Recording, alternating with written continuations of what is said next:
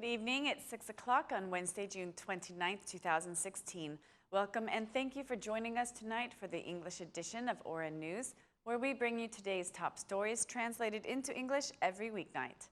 The Albanian president and leaders of Albanian politics reacted to the terrorist attacks at Istanbul airport. The president of the republic, Bujar Nushani, sent a message to his Turkish counterpart expressing his deepest condolences and condemning the terrorist attacks. I condemn with the greatest force these terrorist attacks that bloodied the holy month of Ramadan with aim to frighten and destabilize Turkey. I assure you that I and the Albanian people stand by Turkey, by the families and friends of the victims, and by the Turkish people. During this difficult and critical moment, the president says in his message. Assembly Speaker Ilir Meta also responded to the event, sending a condolence message to his Turkish counterpart, which reads, "The terrorist attack in Istanbul has hit all of mankind and the values that unite us. Albania and the Albanian people stand by you during this difficult and painful moment. We are unwavering in our commitment against terrorism. We are in complete solidarity with our friends, the Turkish people, and we condemn any terrorist act that hurts innocent citizens." Albania's Prime Minister Edi Rama, whose plane touched down at Ataturk Airport minutes after the attacks, has tweeted his condolences to their victims and their families. Mr. Rama said in a Twitter message that he felt deep pity for the lost innocent lives from the barbarous act of those who have neither God nor hope nor a place among the people. The Democratic Party chairman also reacted, expressing his and the opposition's solidarity with the Turkish people. "Our thoughts and prayers are with the families of the victims and the people of Istanbul," said the DP chairman. The Ministry of Foreign Affairs has also condemned yesterday's evening a terrorist attack in Istanbul. "We express our deepest condolences to the families of the victims and the Turkish government. Solidarity with our friend Turkey and determination to fight together against terrorism and violent extremism," reads the message of the Foreign Ministry. The gun and bomb attack on Istanbul's Ataturk International Airport has killed 41 people and injured 239 others. After the terrorist attacks at Istanbul Airport, extra security measures have been taken at Rinas Airport in Tirana. The chief of the Rinas Police Department explains that the security measures were strengthened yesterday evening after the attack in Istanbul, and that flights from Tirana to Istanbul and vice versa have been canceled until further notice. The Rinas Police Department chief says that Rinas Airport will continue to be on high alert for the near future. An Aura News journalist spoke to some passengers at Rinas Airport who were supposed to be traveling to Istanbul but had their flight canceled. They expressed their condolences to the families of the victims.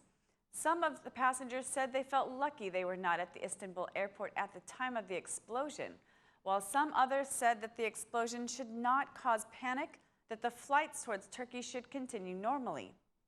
Istanbul has been Albania's main destination for many years, but after the tragic attacks, many citizens do not prefer it.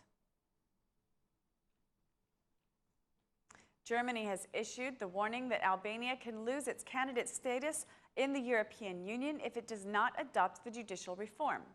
The German MP Günther Kirchbaum of the Angela Merkel party asked the majority and the opposition to read his appeal in the same way, adding that Germany's patience has a limit.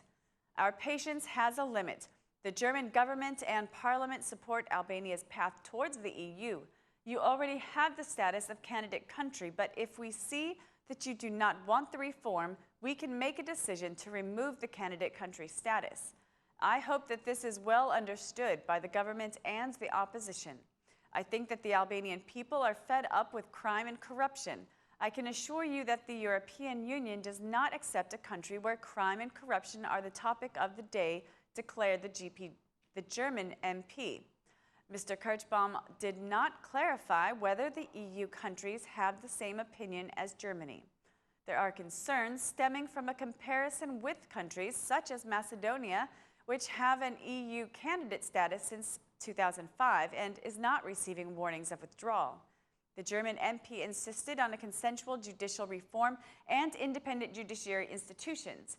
When asked by an Aura News journalist whether the majority should ask of opposition MPs who already support the reform in order to guarantee the needed 94 votes, the German MP expressed in favor of consensus. If 94 votes are needed to adopt a draft law, the government should contact the opposition and find the necessary votes, as July 21st is coming, he added. The German Bundestag rep clarified that Germany will not support opening negotiations for Albania if the judicial reform is not adopted. Democratic Party Chairman Lul Zembasha reiterated the opposition's stance on the judicial reform, which is full implementation of Venice Commission's Recommendation 88. He expressed his willingness to accept any solution that is being offered in the spirit of Venice's Recommendation 88 for the establishment of 4 new justice institutions. He declared that the opposition remains steadfast in its decision and issued this statement. I want to make it clear that to our political opponents that the opposition is not withdrawing and does not intend to withdraw from the full implementation of Recommendation 88 of the Venice Commission. I call on them to stop the verbal fight and insinuations. I, the Democratic Party, and the opposition support the full implementation of Recommendation 88. If Mr. Rama also supports the full implementation of Venice's Recommendation 88, we are ready to sit down and find the final solution to this problem, said Basha. The Democratic Party chairman made the statement during the Democratic Parliamentary Group meeting and again in the meeting he held with the German Bundestag rep, Günther Kirchbaum.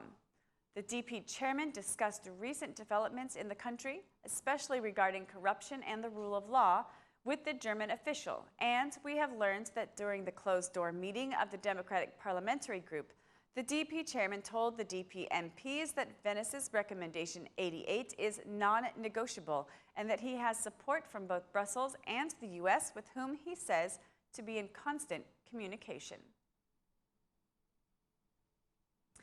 Tirana's appellate court has repealed the security measure for 2 police officials who are accused of dereliction of duty and obstructing the investigation regarding the tapping issue.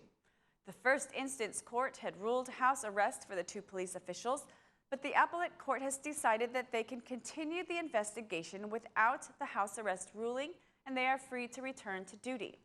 The police officials' defense lawyer said after the court's decision that there is no criminal offense against the officials.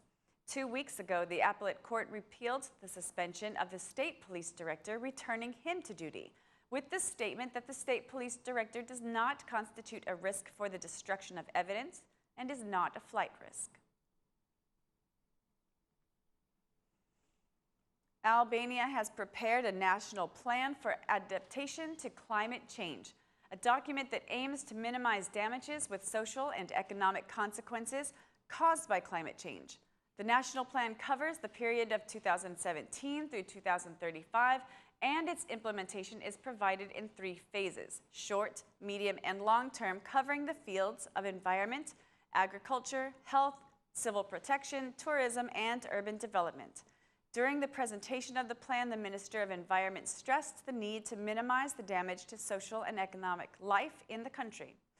By drafting a national plan for adaptation to climate change, Albania fulfills one of the commitments to the European Union and the Framework Convention of the United Nations for Climate Change. That's all. That's all for our English edition this evening. Please join us again Monday through Saturday at 6 p.m. for your local news in English. My name is Mari, and on behalf of Aura News, thank you and good night.